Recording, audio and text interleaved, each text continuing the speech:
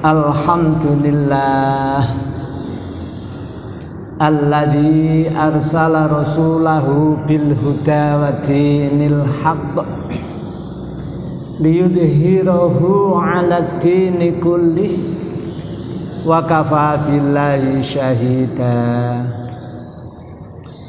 Allahumma shalli wa sallim wa barik ala nabiyyina Muhammadin sallallahu alaihi wasallam wa ala alihi wa ashabihi ajmain wa man tabi'ahum bi ihsanin ila yaumiddin. Ya ayyuhalladzina amanu taqullaha haqqa tuqatih wa la tamutunna illa wa antum muslimun. Amma ba'du, hadirin wal hadirat jamaah kajian Jumat pagi rahimani wa rahimakumullah.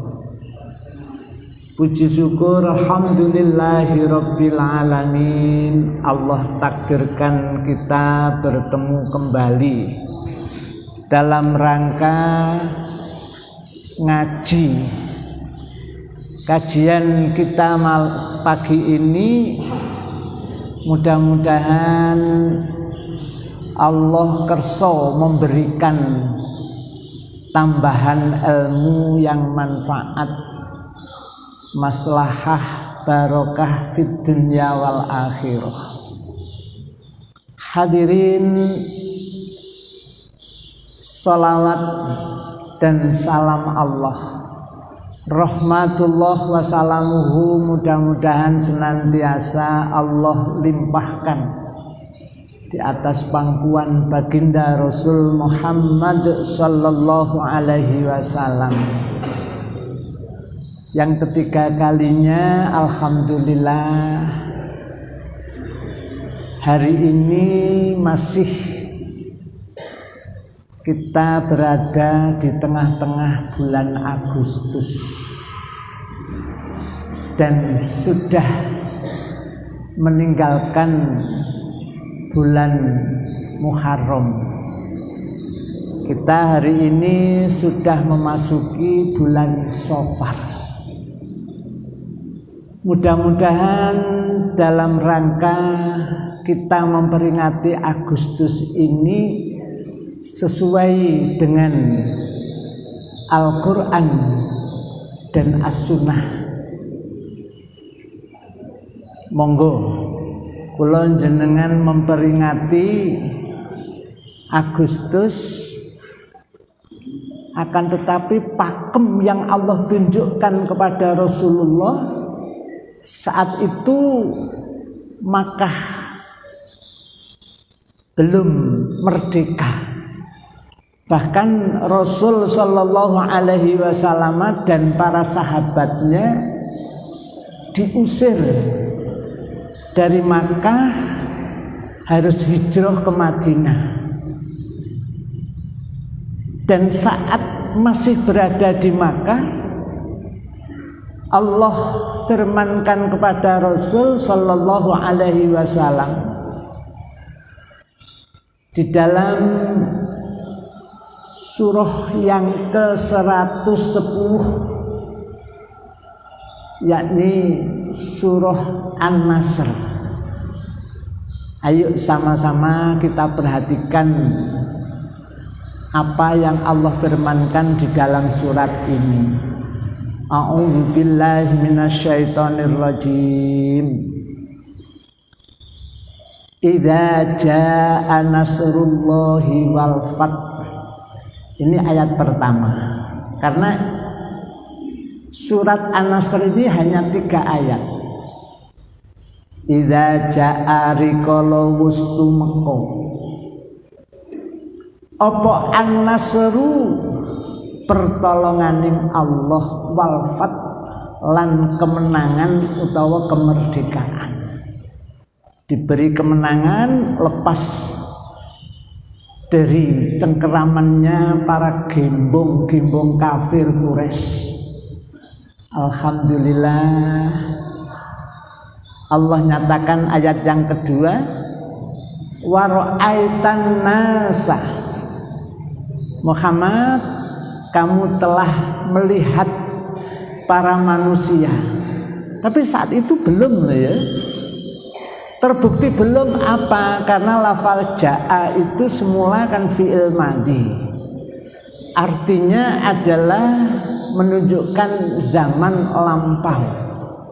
Akan tetapi saat Allah memasukkan huruf idza, maka fi'il madhinya berubah menjadi fi'il mudhari'. Artinya nanti Muhammad saat telah datang sebuah pertolongan Allah dan kemenangan, kemerdekaan, kamu akan melihat manusia itu berbondong-bondong masuk Islam. Jadi kafir Quraisy ketakutan, takutnya luar biasa, khawatir dibunuh. Ternyata enggak, tidak satu pun Rasul membunuh. Saking senengnya kafir Quraisy berbondong-bondong masuk Islam. Tidak ada paksaan memang dalam agama Islam ini. Saat Rasul melihat manusia berbondong-bondong masuk Islam karena merdeka, apa perintah Allah saat kita merayakan kemerdekaan Republik Indonesia? Tentunya kita mencontoh Rasul. Bagaimana perintah Allah kepadanya, karena Rasul adalah uswah hasanah. Ternyata ayat yang ketiga Allah nyatakan fasabbih bihamdi rabbika wastaghfir. Terus bunti. Mudah-mudahan karena saat ini masuk tahun politik, mudah-mudahan nanti Allah memberikan pemimpin kepada kita sehingga memberitahu kepada rakyatnya cara merayakan kemerdekaan menurut Islam bagi umat Islam. Ternyata umat Islam itu saat merayakan diperintahkan sama Allah fasabbih bihamdi rabbika wastaghfir. Fasabbih, bertasbihlah kamu Muhammad. Tapi nanti ya, maksudnya saat itu Rasul belum mendapatkan kemerdekaan, masih sangat mencekam keadaan umat Islam, masih banyak yang mendapatkan penyiksaan-penyiksaan, dan penyiksaannya itu sungguh sangat keji dan sangat kejam, termasuk yang dialami oleh panjenenganing sahabat agung Ammar bin Yasir beserta ayah dan ibunya. Di ayahnya Ammar yang bernama Yasir ini ditindas, diperas, disiksa di depan istri dan anaknya. Coba seorang istri melihat sang suaminya disiksa, tidak henti-hentinya sampai mati goro-goro, hanya disuruh mengucapkan Muhammad bukan utusan Allah. Dikon ngomong tidak disuruh mengucapkan yang lain, enggak. Tapi sahabat agung Yasir tetap tidak mau kalau sampai mengucapkan Muhammad bukan utusan Allah. Diperintah seperti itu, tapi yang terucap tetap Muhammad adalah utusan Allah. Disiksa, disiksa dan disiksa sampai keadaan sakaratul maut dilihat oleh istri tercintanya dan putra tercintanya, sampai wafat di depannya. Tidak hanya cukup Yasir, ayahnya Ammar, suaminya Yasir juga ditangkap, maksudnya disiksa yang sama dengan suaminya, dengan siksaan yang keji dan kejam. Sadis sekali memang penyiksaannya itu, sampai wafat di depan Ammar. Ini belum merdeka ya keadaannya, Masya Allah, mencekam sekali. Kuna awake dhewe merayakan kemerdekaan kleru, gak cocok karo karepe para pahlawan yang telah berkorban baik harta dan jiwanya. Ternyata awake dhewe merayakannya gak sesuai dengan petunjuk Allah. Iman kan? Hadirin jamaah rahimani wa rahimakumullah, istri Yasir disiksa sampai wafat di depan putra tercintanya yang bernama Ammar. Giliran ketiga, Ammar yang telah melihat dengan mata kepalanya sendiri ayah wafat dengan keadaan yang sangat mengenaskan, sangat memprihatinkan. Ibu juga wafat di depan matanya dengan disiksa yang begitu keji dan kejam. Ternyata Ammar pun harus menerima siksaan yang sama. Sahabat Ammar disiksa yang sangat keji dan kejam, tapi karena fisiknya Ammar masih muda, masih kuat,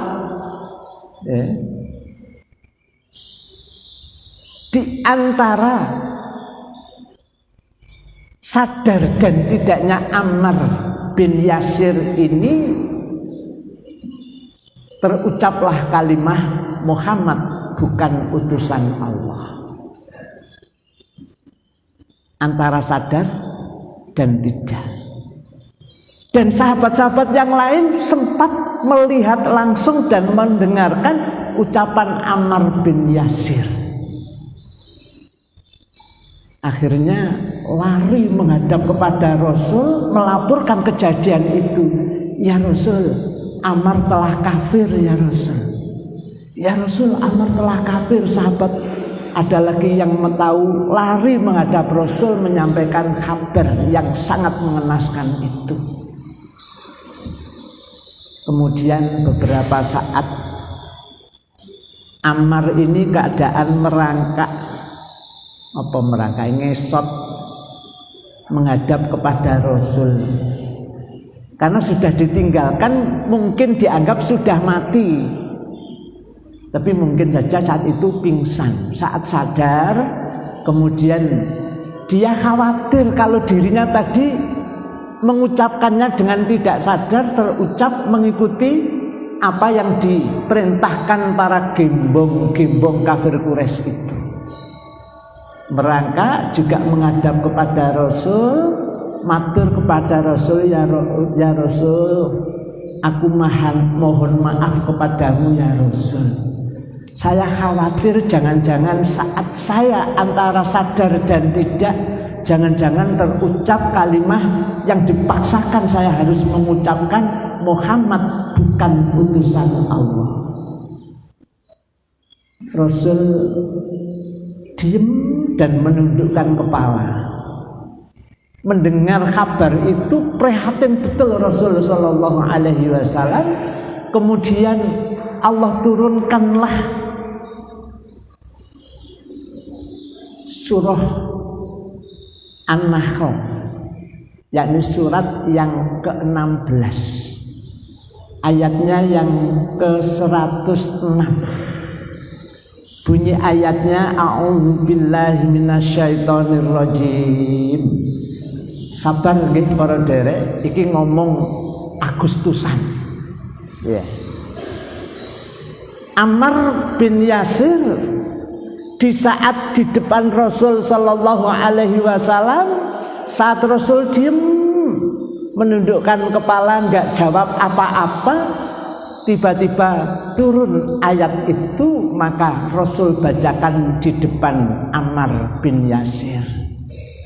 Singkat cerita, Ammar, kamu tidak kafir, Ammar. Man kafara billahi mim ba'di imanih illa man ukriha wa qalbuhu mutmainnun bil iman. Al-ayah. Ammar, kamu tidak kafir, Ammar. Kalau toh nanti ada peristiwa seperti itu, kamu nggak apa-apa kalau keadaannya kayak gitu mengatakan Muhammad bukan utusan Allah, karena kamu dalam keadaan dipaksa dan sangat terpaksa kamu harus mengucapkan kalimat itu. Padahal itu tadi mengucapkannya tidak sengaja ya. Cuman dia itu khawatir jangan-jangan terucapkan kalimat yang dipaksakan saat dia antara sadar dan tidak. Man utawi sapaning wong iku kafaro kafir sapa ya siman. Man kafaro billahi kafir terhadap Allah mim ba'di imani setelah beriman. Rukun iman itu iman kepada Allah, terus iman kepada malaikat Allah, terus iman kepada kitab-kitabnya Allah, terus iman kepada utusan Allah. Pasti jadi kafir. Man kafara billahi mim ba'di imani. Barang siapa kafir setelah dia beriman pasti jadi kafir. Ilaman ukriha, ayat itu menjelaskan ilaman kejaba wong ukriha kang den peksa sapa ya siman, dipaksa mengucapkan kalimat kekafiran tadi, itu termasuk dikecualikan sama Allah. Makanya Rasul jawabannya, Ammar, kamu tidak kafir, Ammar, kamu tetap mukmin. Yang jadi kafir itu orang setelah beriman kemudian kafir, tidak ada paksaan. Illa man ukriha, kalau memang dipaksa itu dikecualikan sama Allah. Jadi Ammar tidak kafir walaupun terucap kalimat itu. Bahkan Rasul perintahkan kepada Ammar nanti kalau ada suasana kayak gitu mencekam dan membahayakan, demi keselamatan kamu ucapkan, karena kamu dalam keadaan dipaksa dan situasimu terpaksa harus mengucapkan. Ini Rasul saat akan memerdekakan Makkahul Mukarramah, keadaannya seperti itu, mencekam betul dah. Saat merdeka maka Allah perintahkan fasabbih bihamdi rabbika wastaghfir. Muhammad, saat kamu telah melihat manusia-manusia yang berada di Makkah berbondong-bondong masuk Islam, maka bertasbihlah kamu. Subhanallah. Bihamdika, dan bersyukurlah kepada Tuhanmu. Walhamdulillah. Dan beristighfarlah kamu, mohon ampunlah kamu kepada Allah. Wastaghfir, itu kalimatnya wastaghfir, dan mohon ampunlah kamu kepada Allah. Innahu kana ghafara, sungguh Allah adalah zat sang maha pengampun. Pun cocok jenengan merayakan kemerdekaan karo ayatnya Allah niki.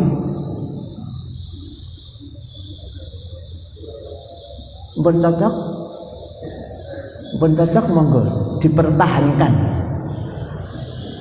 dan diistiqomahkan, karena ini perintah Allah lah ya. Fasabbih bihamdi rabbika wastaghfir. Bertasbih, bertahmid, dan beristighfar. Jadi nek menawa diucapke subhanallah walhamdulillah astaghfirullah. Terus pundi? Enten sing karnaval laku terus wiritane ngoten. Enten mboten? Terus nek wayahe salat zuhur menggo nang masjid salat. Kalau masih mungkin ikut berjalan lagi. Engko ketemu waktu asar karnaval lho niki ya. Ketemu masjid menggo salat asar. Iya, jadi merayakan kemerdekaan itu tidak menambah dosa, lebih-lebih sampai meninggalkan sholat, enggak. Tapi justru fasabbih bihamdi rabbika wastaghfir. Terus pundi saged dipahami kalau matur niki wektale kantun 2 menit. Krono hari ini tanggal 1 bulan Safar. Ini ada lagi yang penting dari Agustusan. Agustusan ini jane ya nek lho ya sing sangat ndrawasi. Sepele jane, tapi ndrawasi. Apa kira-kira? Di Babat ada istilah kerukunan umat beragama. Ada enggak? Biasanya mengadakan malam 17 Agustus tirakatan. Terus ndonga umat beragama, tokoh-tokoh yang ngumpul digekno tempat dengan kepala desa, mungkin Pak Camat dan mungkin yang lain. Terus di situ berdoa. Kiai ini ndonga, Rabbana atina fid dunya hasanah. Terus kerukunan umat beragama, tokoh-tokoh yang ngumpul ngucapke amin. Wa fil akhirati hasanah amin. Wa qina adzabannar amin. Terus ndongakne anak cucune ini merayakan kemerdekaan sesuai dengan Al-Quran dan As-Sunnah. Rabbana ghfir lana, Rabbana hab lana, ya Allah hab lana min azwajina, dari keluargaku ya Allah, wa dzurriyyatina, dan dari anak cucu-cucuku ya Allah. Itu betul-betul dibaca dari tokoh muslimnya. Rabbana hablana min azwajina wa dzurriyyatina qurrata a'yun waj'alna, ya Allah jadikanlah kami lil muttaqin, menjadi orang-orang yang bertakwa kepadamu ya Allah. Itu betul-betul dipanjatkan. Yang lain amin, amin. Ya pagah kafir, ya pagah musyrik. Sing muslim tetap muslim, karena amin bukan syarat sahnya masuk Islam. Syarat sahnya masuk Islam mengucapkan 2 kalimat syahadat yang betul-betul tulus dan ikhlas, hanya ingin mendapatkan wajah Allah, ingin mendapatkan ridho Allah. Itu jadi muslim. Nah amin-amin gak panggah kafir, panggah musyrik. Terus yang tidak muslim, tokoh-tokohnya ganti berdoa. Yang konyol itu kiai ini loh kok muni amin. Musyrik loh ya. Sekali mengucapkan amin musyrik. Karena umat selain muslim yang beragamanya tidak muslim itu memohonnya kan tidak kepada Allah. Mohonnya kepada siapa? Ya kepada Tuhan mereka. Lah kok dadak kiai ini ngucapke ini Kayake sepele tapi ndrawasi. Jadi nanti yang masuk jajaran pengurus atau diundang dalam rangka kerukunan umat beragama nggawa plester, cangkeme di plester ojo sampai muni. Amin. Hadirin jamaah rahimani wa rahimakumullah. Berhubung waktune tinggal 15 menit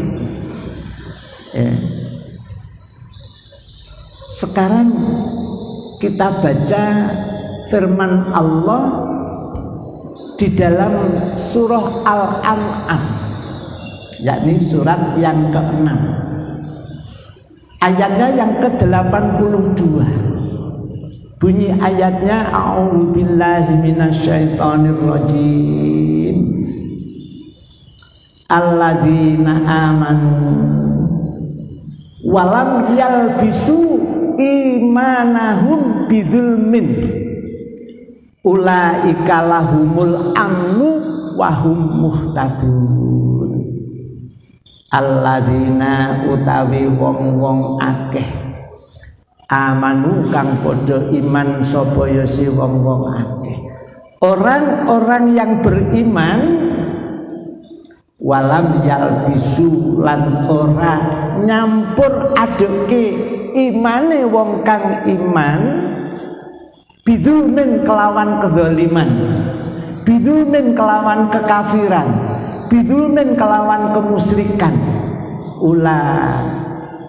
Ikalahumul amn, mereka itulah yang telah mendapatkan keamanan dan merasa aman dari ancaman siksa neraka. Wahum muhtadun, dan mereka itulah orang-orang yang telah mendapatkan petunjuk. Hadirin, hati-hati di bulan Safar, cara Arabe Safar. Ini ada ritual kadang-kadang di kampung-kampung, istilahnya Rebu Wekasan. Terus Rebu Wekasan itu biasanya karo kiai ini digekno wafat atau raja. Terus raja ini dikon nyemplungke nanggone wadah-wadah banyu utamaning tempat sumber mata air. Dalile rena-rena. Cuman saya tidak menemukan dalil itu satupun yang sahih dari Quran dan dari Sunnah, belum. Padahal Mbah Kiai Haji Ahmad Dahlan itu punya program yang terpenting, yang utama dan diutamakan sampai detik ini belum tuntas. Program apa yang dicanangkan oleh panjenenganipun Simbah Kiai Haji Ahmad Dahlan? Memberantas TBC.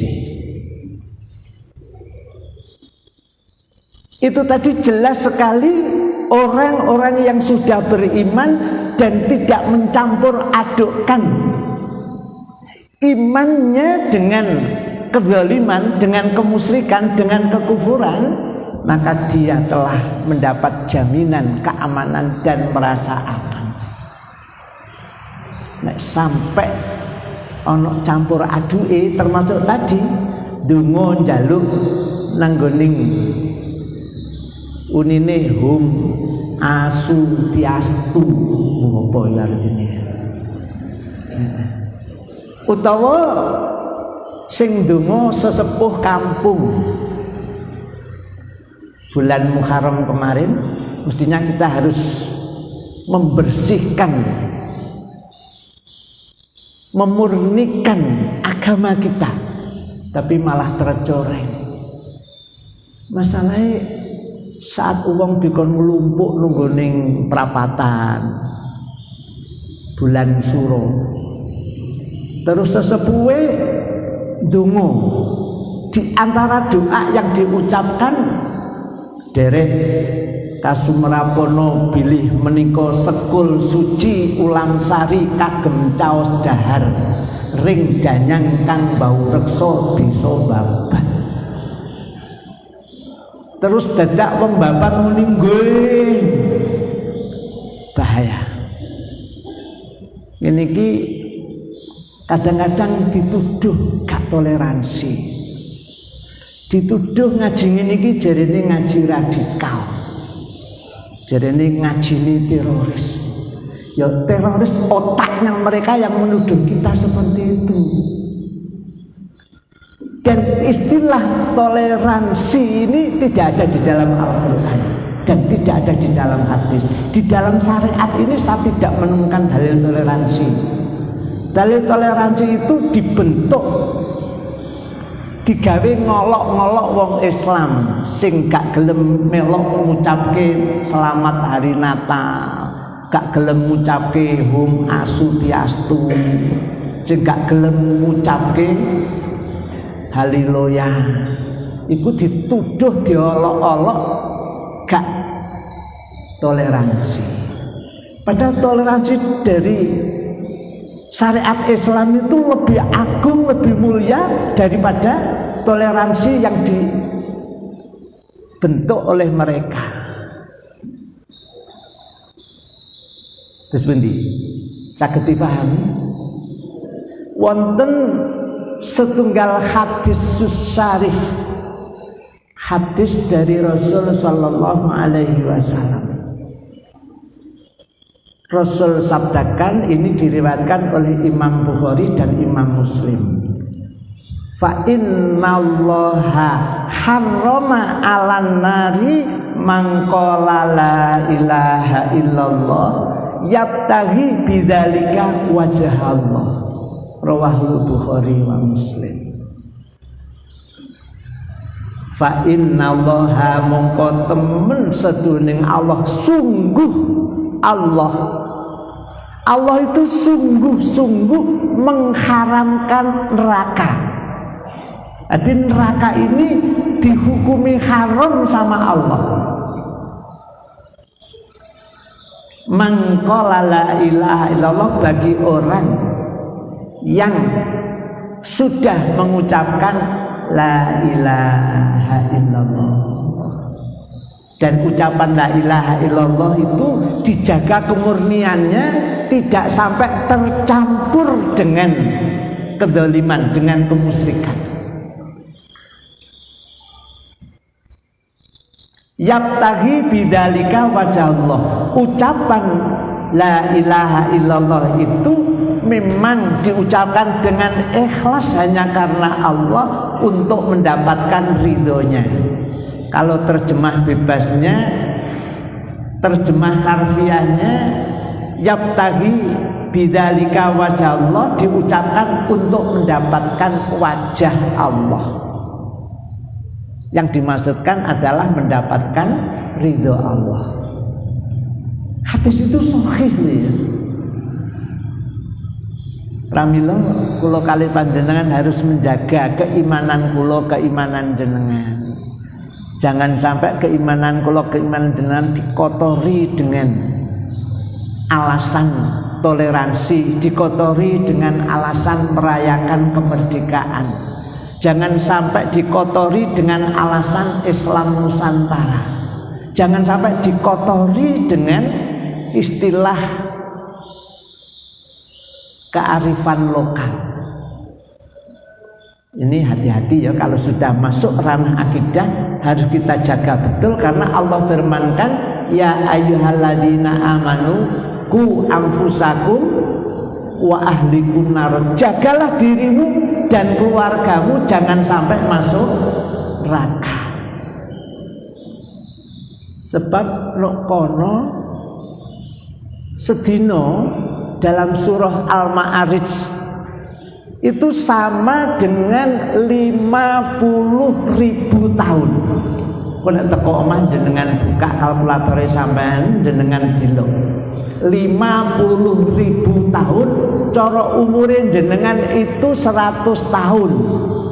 Kira-kira hanya berapa menit atau berapa detik? gak sampai 1 jam. Hidup kita kalau umur kita ini nyampe 100 tahun. Terus umpama mampir nang rono nyemplunge tok ini butuh perjalanan 70 tahun. Wong lagi nyedek iku wis panasnya itu luar biasa. Dipanggang nggone tengah-tengah awannya neraka itu sampai tembus nanggone tempatin neraka jahanam sana, perjalanan nyeblok gitu ya. Itu butuh waktu 70 tahun. Dan nek sampai awake dhewe mampir nang rono, perjalanane teko kono 70 tahun, terus munggahe kapan? Alhamdulillah dalam hadis syarif dinyatakan seperti itu. Kok sudah lebih waktunya? Iya. Makin jenengan waca dhewe tenggening kitab tauhid yang ditulis oleh Syekh Muhammad At-Tamimi. Di sana ada satu hadis qudsi. Hadis qudsi itu firman Allah Subhanahu wa taala yang langsung Allah sampaikan kepada Rasul sallallahu alaihi wasallam, tidak melalui Jibril. Bahasanya tetap bahasa Allah, Rasul hanya menyampaikan. Beda dengan hadis syarif tadi, itu wahyu Allah yang Allah wahyukan kepada Rasul, tapi bahasanya diserahkan kepada Rasul. Susunan katanya diserahkan kepada Rasul. Kalau hadis qudsi itu tetap bahasa Allah. Di situ Allah nyatakan, ya bena Adama, wahai anak cucu Adam, lau ataitani bikurobil adi, kalau kamu nanti datang kepadaku dengan membawa, maksudnya mati dengan membawa dosa sepenuh bumi, diadai nunggone babat kak kamu, padahal babat itu ombol kak kamu sak lamongan sangke ake dosa ning awake dhewe, sak Indonesia gak kamu sak donya dosane awake dhewe, tidak hanya seperti buih lautan enggak, tapi sepenuh bumi. Kemudian kamu menjumpai aku, la tusyriku bi syai'a, dan kamu tidak menyekutukan aku. Jadi mati gak nggawa dosa musyrik, wis njaluk ngapura nang Allah. Dalam surah An-Nasr, innahu kana ghafar. Kata Allah, la ataituka biha, la ataituka bikurabiha maghfiratan, sungguh aku juga akan mendatangkan sepenuh bumi juga ampunanku, aku ampuni seluruh dosa-dosamu, pokoknya gak musyrik.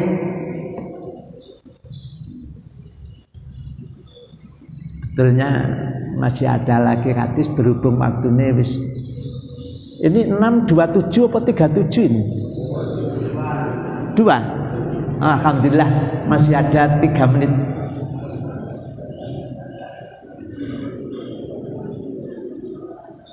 Satu hadis lagi dari panjenenganing Mu'ad bin Jabal. Mu'ad bin Jabal itu mengatakan, kuntu radifan Nabi sallallahu alaihi wasallam ala khimarin. Dulu aku pernah dibonceng Nabi naik kendaraan yang namanya khimar. Masalahnya sepeda motor Jepang belum produksi. Di kendaraannya khimar, dibonceng Mu'ad bin Jabal. Faqala li, kemudian Rasul bertanya kepadaku, bersabda kepadaku, atadri ma haqqullahu alal ibadi wa ma haqqul ibadi alallah. Wahai Mu'ad bin Jabal, tahukah kamu apa hak Allah dari hambanya dan apa hak hamba dari Tuhannya? Mu'ad bin Jabal menjawab, Allahu wa rasuluhu a'lam. Wahai Rasul, yang lebih tahu hanya Allah dan utusannya. Kemudian Rasul jelaskan, hak hamba kepada Allah adalah mengibadainya dan tidak menyekutukan dengan apapun atau dengan siapapun. Jadi betul-betul tidak ada musyrik di dalam dirinya. Itu hak Allah dari hamba. Kemudian hak hamba dari Allah, nek wis ibadah nang Allah gak menyekutukannya kepada apapun dan kepada siapapun, maka kewajiban Allah tidak menyiksanya.